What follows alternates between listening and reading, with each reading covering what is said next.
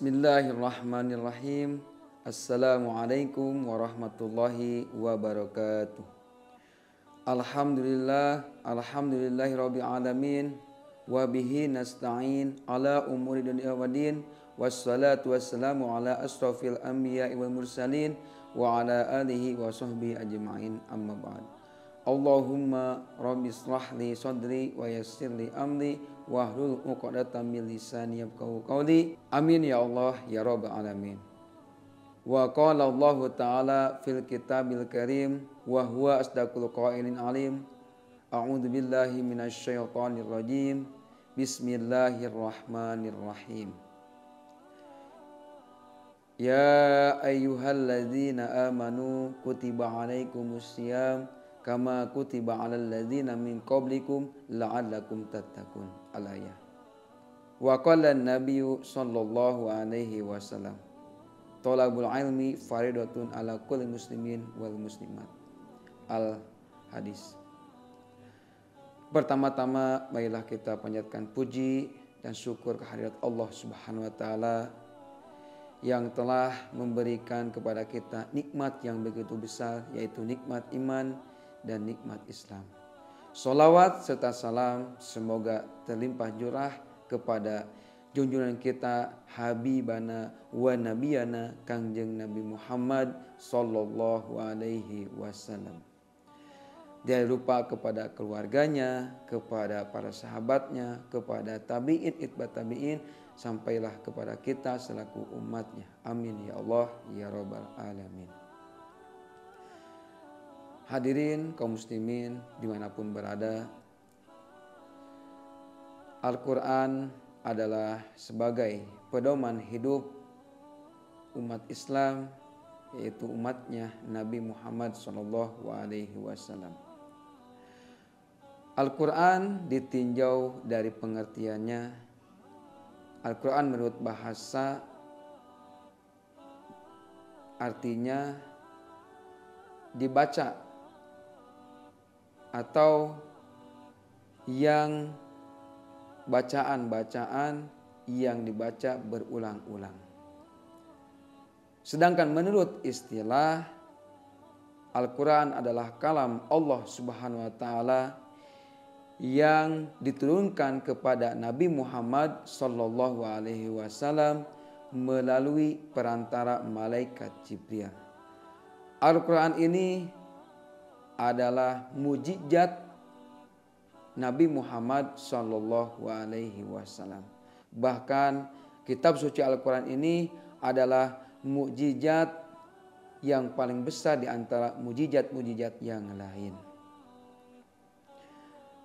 Hadirin kaum muslimin dimanapun berada, sebagai seorang mukmin kita harus meyakini bahwa Al-Quran adalah kalam Allah Subhanahu wa ta'ala, perkataan atau ucapan Allah Subhanahu wa ta'ala.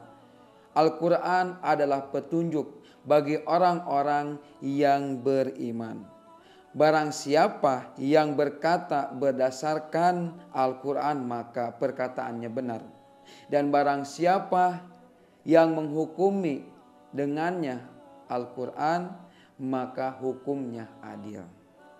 Selanjutnya, bagi siapa saja yang mengikuti dan mengamalkan isi dari Al-Quran, maka ia akan menuntun menuju surganya Allah Subhanahu wa taala. Dan sebaliknya, barang siapa yang membelakanginya, ia akan menyeretnya menuju neraka Allah Subhanahu wa taala. Nauzubillahi min dzalik. Salah satu fungsi Al-Quran bagi manusia adalah sebagai petunjuk dalam menjalani kehidupan sehari-hari. Sebab di dalam Al-Quran terdapat banyak kandungan yang dapat menjadi pelajaran dan contoh serta bahan perenungan bagi manusia. Bagi siapa saja yang menjadikan Al-Quran sebagai petunjuk atau pedomannya dalam menjalani hidup, maka ia akan berada di jalan yang lurus dan penuh keberkahan di dalamnya. Sebagaimana Allah Subhanahu wa taala berfirman dalam surat Al-Isra ayat 9, A'udzu billahi minasyaitonir rajim. Bismillahirrahmanirrahim. Inna hadzal Qur'ana yahdi lillati hiya aqwamu wa yubasyshirul mu'minina alladzina ya'lamuna shalihati anna lahum ajrun kabira. Inna hadzal Qur'ana yahdi lillati hiya aqwamu wa yubasyshirul mu'minina alladzina ya'maluna shalihati anna lahum ajrun kabira. Sesungguhnya Al-Quran ini memberikan petunjuk kepada jalan yang lebih lurus dan memberi khabar gembira kepada orang-orang mukmin yang mengerjakan amal soleh, bahwa bagi mereka ada pahala yang besar. Al-Quran merupakan sesuatu yang mulia dan sangat berharga bagi seorang muslim. Ketika ia dibaca, dihafal serta ditadaburi, kemudian diamalkan dalam kehidupan sehari-hari, maka Al-Quran akan mendatangkan banyak keutamaannya. Salah satu keutamaannya ialah mampu melembutkan hati kita yang keras serta menenangkan hati yang gelisah. Ya, sekali lagi, salah satu keutamaannya yaitu dapat melembutkan dan menenangkan hati yang gelisah, bahkan melembutkan hati yang keras. Lalu apa sajakah adab seorang muslim terhadap Al-Quran? Yaitu ada 4 adab seorang muslim terhadap Al-Quran. Yang pertama, membaca dan mendengarkan secara khusyuk. Al-Quran merupakan mukjizat yang diberikan kepada Nabi Muhammad SAW. Bagi seorang muslim yang membacanya, ia akan dinilai sebagai ibadah.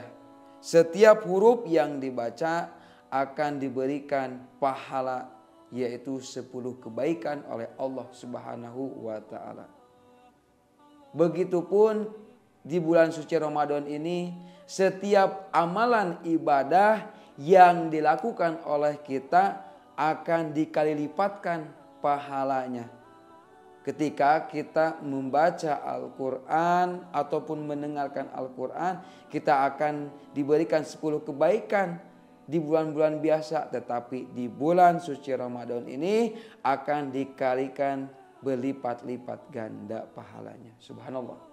Ya, begitu beruntungnya beribadah di bulan suci Ramadan ini. Terus kemudian bagi yang mendengarkan ayat-ayat Al-Quran juga dinilai sebagai ibadah.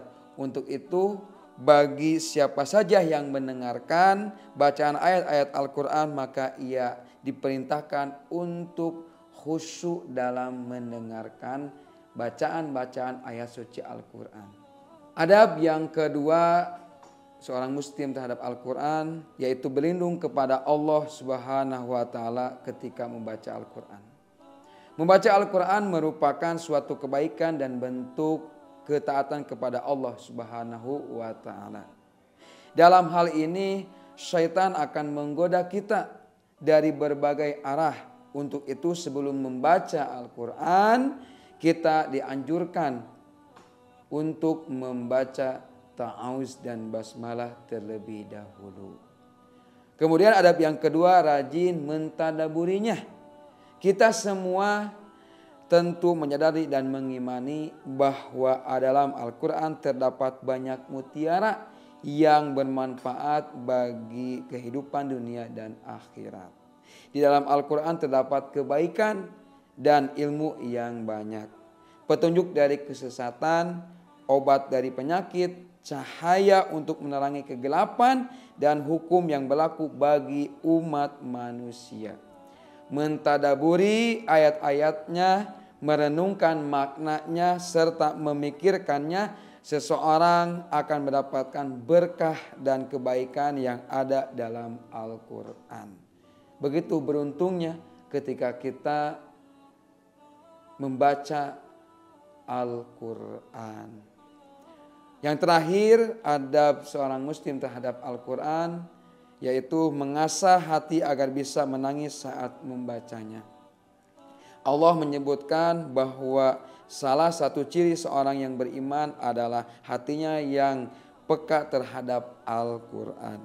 Peka dan bergetar ketika disebut nama Allah dan ketika dibacakan ayat-ayat suci Al-Quran. Untuk itu kita dianjurkan untuk mengasah hati agar bisa bergetar dan bahkan menangis saat ketika kita membaca Al-Quran.